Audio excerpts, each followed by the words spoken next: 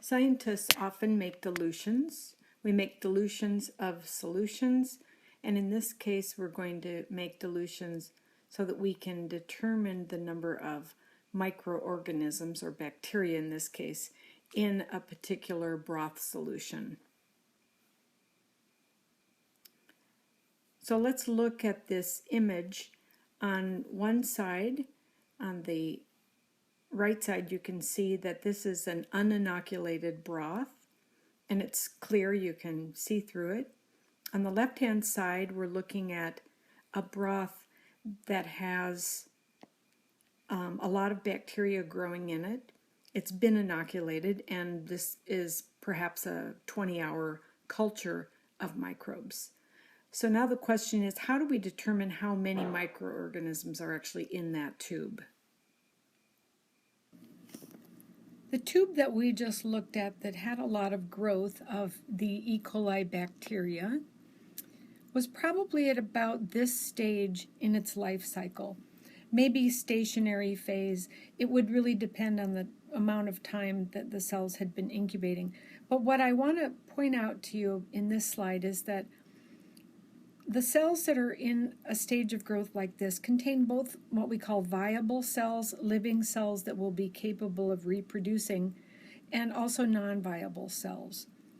We are measuring in this particular graph, this line is actually measuring optical density. And that's because we put tubes that contain our bacteria in a spectrophotometer. You'll use a spectrophotometer pretty soon, and we measure optical density or absorbance at 600 nanometers, and that's what's indicated in the axis here. And notice that when we first start out and we're in what's called lag phase, there are very few cells in that culture, and the optical density is pretty low. It's way down here below 0.1. But as we continue incubating these cells, they're going to grow, and they reach what we call our log phase of growth, where they're growing very rapidly. And notice that we're measuring on a log scale over here. Here's 0.1, and here's 0.5, and here's 1. And the cells can very quickly get up to an OD of 0.5, or even reaching an OD of about 0.8 or 9 up here. And again, even at this stage, we see some viable cells and some non-viable cells. So I want to make one point about this, and that is that we look at cells by optical density. We look at our cultures so that we can get an estimate of how many cells there are in the culture. But the other important thing is that we might not get an estimate of how many viable or non-viable cells there are. So that's why we do the dilutions and the plating that we're going to talk about next. The bacterial culture we just saw, which was turbid, will contain likely billions of cells per ml per milliliter. So for this reason, we have to be able to dilute the cells before we plate them on agar. If we try to plate 1 mil, we would get billions of colonies growing up, and we couldn't count that many. So typically, that's when we perform the serial dilution. And here's an example with real cereal, a cereal dilution. So in this case, we've got a lot of Cheerios in the bowl on the left, and we've diluted it, probably a 1 to 10, or maybe even a 1 to 100. Now we've got a countable number of Cheerios in this cereal bowl. And finally, another dilution. We've only got 1. So almost, but maybe you'll remember this. So let's talk about how to do a cereal dilution. Here's our setup. We're going to use 5 tubes, and each tube will contain 9 milliliters of sterile broth or buffer, either one. Then we're also going to have 5 agar plates with the appropriate nutrients. In this case, we're using LB agar. So let's go with step 1 in the cereal dilution. So our original inoculum is going to be that tube that I showed you in the beginning where there was a lot of growth in the tube. It was turbid.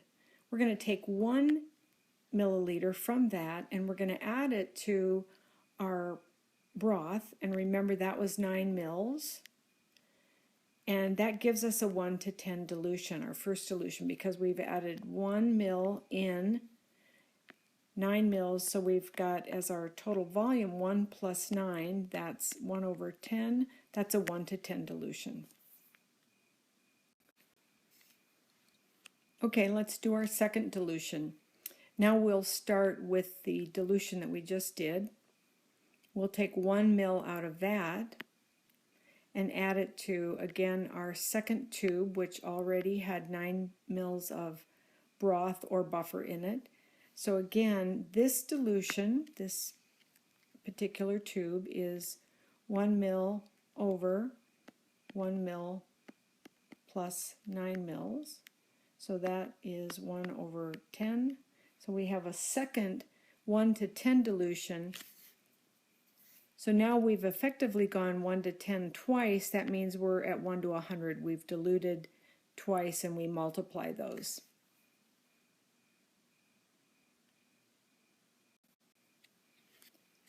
The third serial dilution, taken from the second tube, the 1 to 100, again 1 mil in 9 mils, another 1 plus 10 dilution individually, but now when we look at it relative to the original inoculum, we've diluted that 1 to 1,000. So each one we progressively are adding to the previous dilution. We're multiplying these. Fourth dilution is the same, another 1 to 10, as have all of these dilutions been, and we're going now from 1 to 1,000 to 1 to 10,000. And our last dilution, we're looking at another 1 to 10, so that we go from 1 to 10,000 to 1 to 100,000. And again, that's relative to what the original inoculum was. Now that you've performed all of those serial dilutions, the goal is to identify how many viable cells are actually in those cultures. So we're going to take out 1 mil of each culture, each dilution, and plate it on agar medium, and we're going to put it on Luria bertani, also known as LB, agar plate. We're going to spread it on that plate. And the reason that this works is because a single viable E. coli cell, viable meaning alive, will grow into a colony if we incubate it overnight at about 32 to 37 degrees. We use E. coli a lot for these kinds of studies because it grows so fast. Not all organisms are going to give you a viable colony overnight. Some cells grow more slowly, might take days, and they also will be grown at different temperatures.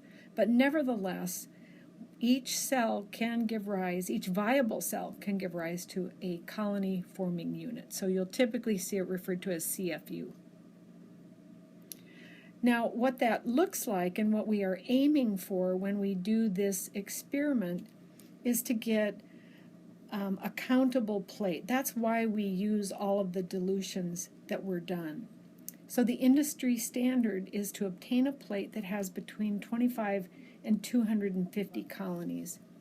So you can see that in this image here, a number of these plates we're going to write off right away because there are too many colonies there. It looks like there are too many there, probably too many to count there.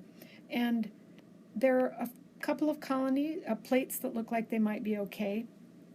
And this one also looks very good. It looks like there's a reasonable number of colonies on that plate that we can count. And that's what's going to give us a good estimate of the number of viable cells that were in the original culture. Here's a visual to show you how we're going to spread plate those dilutions. So again, we're back at our 5 dilutions. We're going to take 1 ml out of our first dilution and we're going to spread it onto this medium. We're going to do the same with each dilution, spreading 1 ml of that liquid on here. And then we're going to let these incubate for about 24 hours at 32 to 37 degrees. And we're going to look at the number of colonies that are on the plate. So here's what we see after 24 hours. And we've got a really good distribution of colonies. The 1 to 10 dilution, there are way too many colonies on that plate.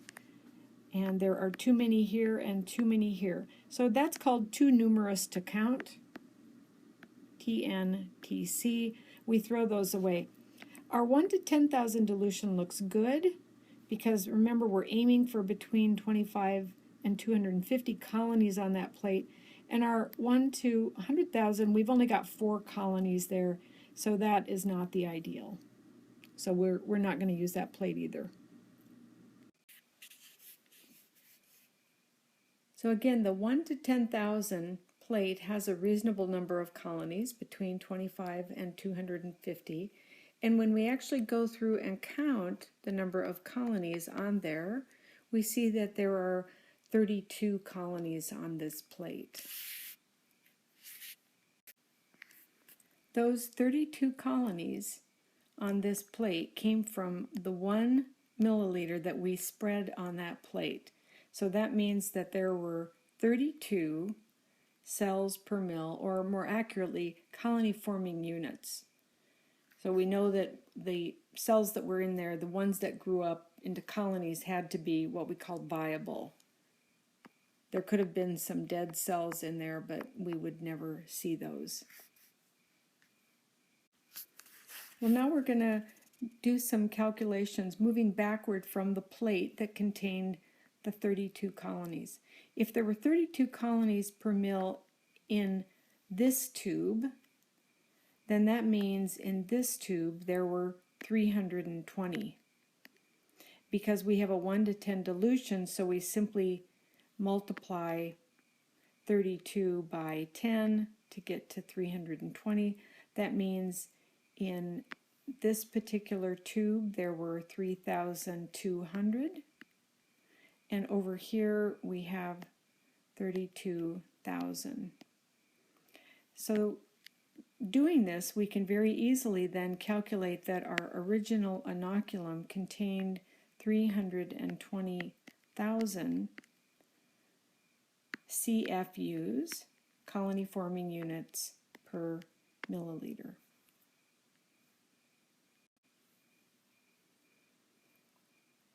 A final bit of advice, and that is, if you are doing dilutions, try to make sure that your cell phone's not ringing or your partner doesn't come and talk to you while you're doing this, because we've all experienced this. It's very easy to get distracted when you're making a dilution, and all of a sudden you skip a tube and the whole experiment will fail then. So make sure your experiments work well and pay attention when you're doing those dilutions. Thanks.